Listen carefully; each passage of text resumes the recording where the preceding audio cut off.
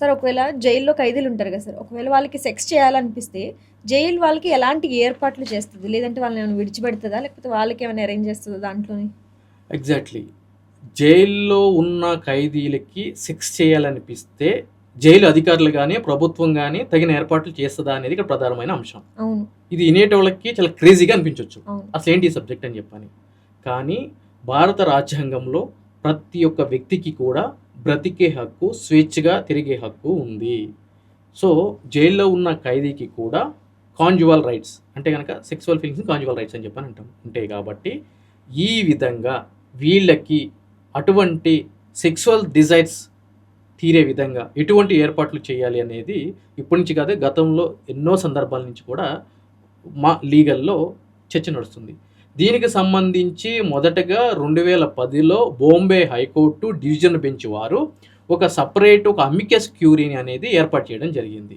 ఎందుకు అనంటే గనక ఒక చీఫ్ జ్యుడిషియల్ మెజిస్ట్రేట్ వారు పూణేకి సంబంధించిన ఎర్రవాడ జైల్లో మోర్ దెన్ 15 మెంబర్స్ ఖైదీలుకి అన్‌సెక్యూర్ సెక్స్ వల్ల అంటే ఒక ప్రొటెక్షన్ తీసుకోకుండా సెక్స్ చేయడం వల్ల హెచ్ఐవి ఇన్ఫెక్ట్ అయ్యింది అని చెప్పని ఒక రిపోర్ట్ అనేది పంపించడం జరిగింది. వాళ్ళు సర్ప్రైజ్ అవ్వడం జరిగింది. జైల్లో ఉన్న ఖైదీలకి హెచ్ఐవి డిటెక్ట్ చేయడం ఏంటి? ఒక ప్రాపర్ మెజర్స్ లేకోకుండా సెక్స్ చేయడం ఏంటి? అని చెప్పని. సో, దీనికి చట్టబద్ధత కల్పించాలి అని చెప్పని ఒక అమికస్ క్యూరీని అపాయింట్ చేయడం జరిగింది.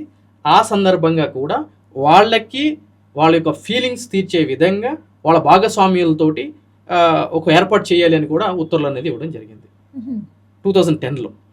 2018లో కూడా మద్రాసు హైకోర్టు వారు వాళ్ళకున్న ప్రత్యేకమైన అధికారాలతోటి ఒక లైఫ్ కన్విక్ట్ అంటే జీవిత కారాగార శిక్ష పడేటటువంటి ఒక వ్యక్తికి వాళ్ళ యొక్క భార్యతోటి కంజువల్ అంటే లైక్ శారీరక సంబంధం పెట్టుకోవడానికి అవకాశం కల్పించడానికి 2 వారాల పెరోల్ అనేది ఇవ్వడం జరుగుతుంది.